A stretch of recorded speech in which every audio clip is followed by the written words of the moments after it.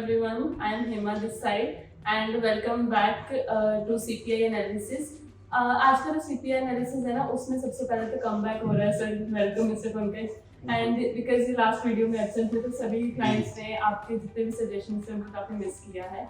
But yes, moving forward to CPI, first of all हमें ये जानना जरूरी है CPI का ये मंथ वाला जैसे अक्टूबर का जो डेटा रिलीज हो रहा है वो इम्पोर्टेंट क्यों है, जो हमें पंकज सर एक्सप्लेन करेंगे.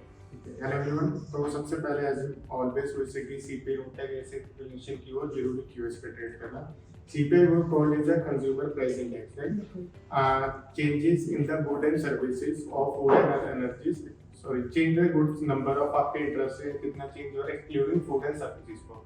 फूड एंड एनर्जी सर्विसेज को निकाल के आपकी एक कंट्री में कितने इंटरेस्ट रेट अप गए हैं, डाउन गया है, कितना लेन देन हुआ है, राइट. तो वो चीजों को काफी बड़े नंबर्स पे डाटा आता है, तो उसके बारे में आज डिस्कस करेंगे कि इस सीपीआई पर नंबर क्या हो सकते हैं, इस सीपीआई पर इंटरेस्ट रेट कितना बढ़ा सकती है, कितना डिक्रीज हो सकता है. बिल्कुल. सीपीआई का डेटा जो रिलीज होने वाला है उसके बाद इन्फ्लेशन का बेसिकली पता चलेगा कि उससे क्या इन्फ्लेशन क्या डेटा है. तो उसके अकॉर्डिंग वो आगे हेल्प करेगा फेड ऑफिशियल्स को ये डिसाइड करने में कि जो 7 नवंबर की मीटिंग है FOMC की उसमें वो रेट कट का क्या डिसीजन ले सकते हैं. तो सबसे पहले सीपीआई डिस्कस करने से पहले हम कुछ रिसेंट मूवमेंट डिस्कस करते हैं. लास्ट के जो कुछ दिनों में लाइक अगर हम ट्यूसडे की बात करते हैं तो यूएस डॉलर अनएक्सपेक्टेडली थोड़ा सा स्ट्रॉन्ग हुआ, थोड़ा क्या काफी स्ट्रॉन्ग हुआ, जिसकी वजह से मार्केट डाउन गई है. स्पेशली हम बात कर रहे हैं गोल्ड के मार्केट की, जो रिसेंटली लो था 2604 का, वो गोल्ड ने टच किया है. तो उसके लिए कुछ थोड़ी बहुत चीजें हैं. जैसे हम यूएस डॉलर को लेकर सबसे पहले बात करेंगे. यूएस डॉलर स्ट्रॉन्ग पोजीशन पर है, अभी थोड़ा सा स्ट्रॉन्ग चल रहा है अकॉर्डिंग टू जो भी रिसेंट डेटा एनएफपी का डेटा आया है, बाकी डेटाज आए हैं, राइट. तो यूएस डॉलर स्ट्रॉन्ग पोजीशन पर है, जिसका एक रीजन है यूएस ट्रेजरी यील्ड्स का इंक्रीज होना, जिसकी वजह से भी जो गोल्ड है वो डाउन गया है, राइट. तो अगर हम लोग सीपीआई के एक्सपेक्टेशंस की बात करते हैं, आपको आपके अकॉर्डिंग क्या लगता है आपको कि सीपीआई किस तरफ जा सकता है? जो फोरकास्ट दिख रही है और अभी करंटली मार्केट सिचुएशंस की अगर मैं बात करूं, currently dollar is more favourite in the bullish trend. Okay, right. Dollar strong होने के ज्यादा चांसेस, रीजन भी इसके पीछे क्या है. फर्स्ट ऑफ ऑल सबसे बड़ा रीजन है the elections are coming this month, right.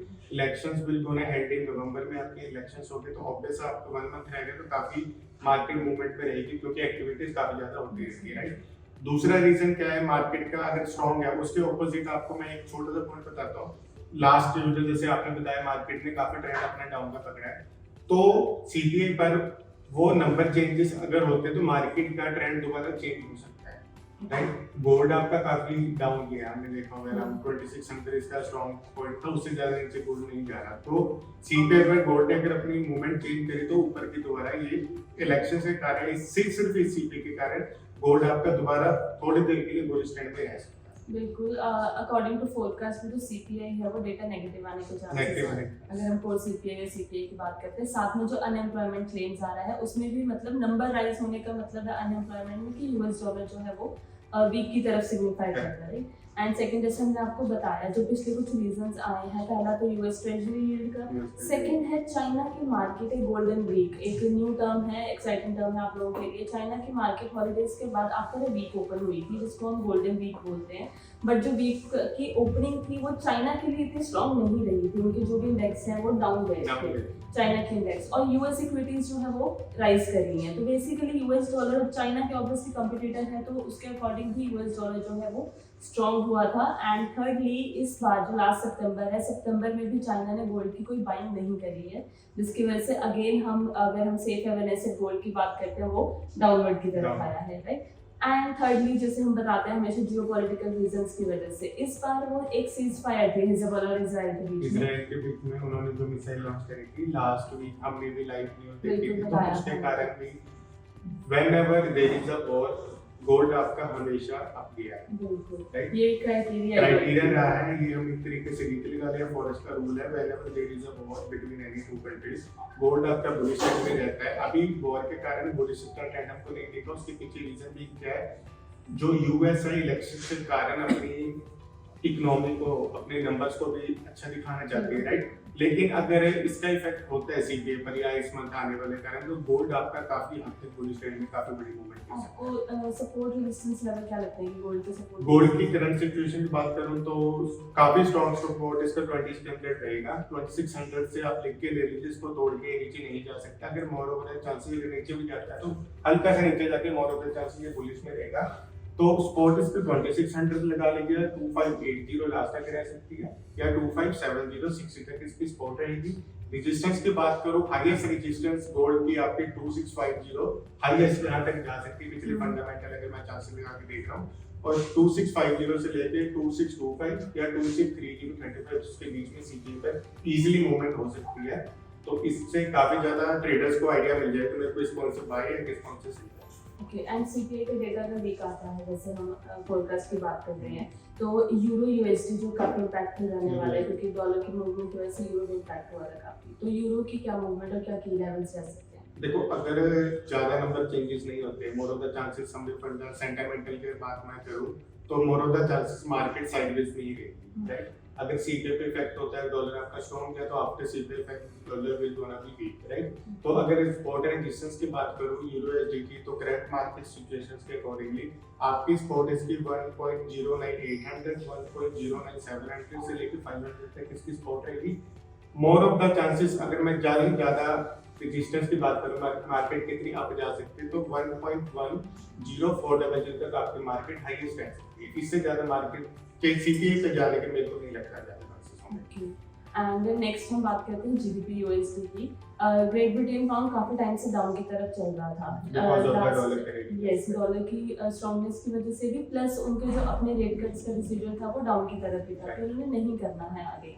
तो इसी वजह से लास्ट डे थोड़ा सा रिकवर हुआ जीबीपी यूएसडी। बट अगर हम जीबीपी यूएसडी के भी कुछ की लेवल्स की बात करते हैं, जीबीपी यूएसडी के अगर हम कुछ की लेवल्स की बात करते हैं तो रेजिस्टेंस लेवल हमारा 1.3100 का रह सकता है। उसके बाद मेजर रेजिस्टेंस जो रहेगी वो 1.375 की, हाँ, कि हाईएस्ट यहाँ तक जा सकता है, काफी अच्छे चांसेस है जीबीपी यूएसडी के अप जाने के।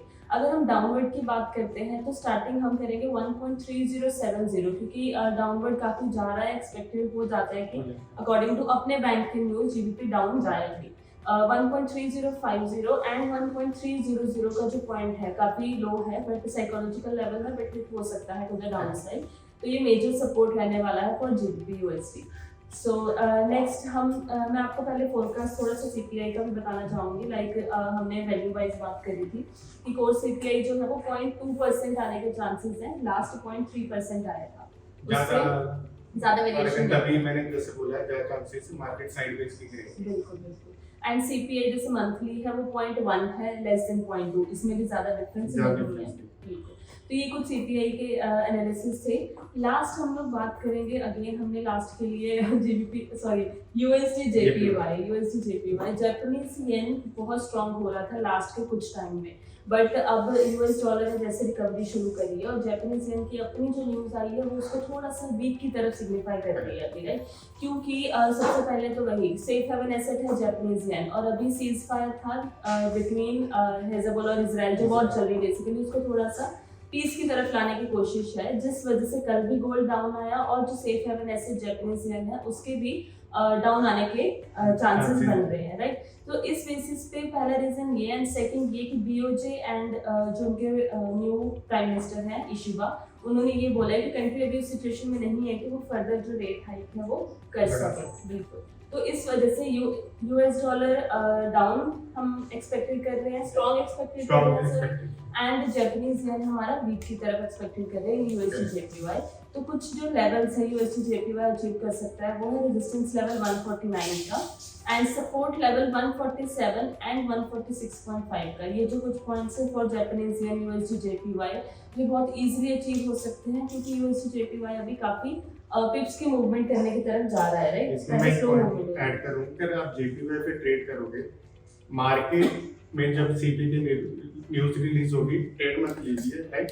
10 to 15 मिनट्स वेट कीजिए।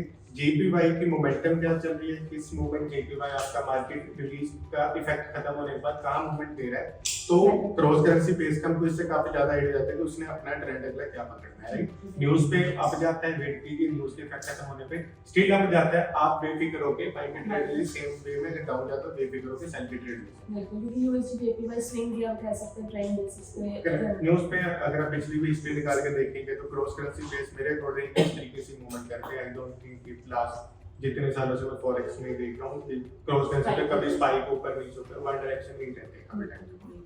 सो ये कुछ पॉइंट्स थे हमारे इंपॉर्टेंट की पॉइंट्स जो आपने सीपीआई न्यूज़ एनालिसिस में चेकआउट करने हैं। But yes, at the time of the video आपकी नेक्स्ट इंपॉर्टेंट न्यूज़ जो है वो है एफओएमसी मीटिंग मिनट्स, तो उसका भी आपको बहुत केयरफुली ध्यान रखना है क्योंकि वो भी आगे की डायरेक्शन और सीपीआई की डायरेक्शन स्पेसिफाई कर सकता है नेक्स्ट वीक।